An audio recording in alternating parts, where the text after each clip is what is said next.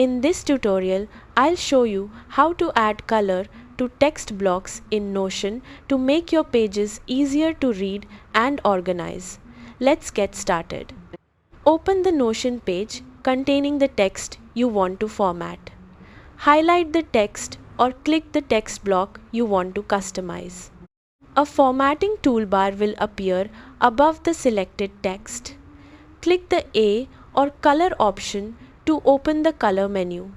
Choose a text color to change the color of the text, or select a background color to highlight the text with a colored background. If you want to color an entire block, click the 6-dot handle next to the block. Open the block menu, select color, and choose the text or background color you prefer. You can change or remove the colors at any time to match your workspace or highlight important information. That's how to add color to a text block in Notion. Thanks for watching.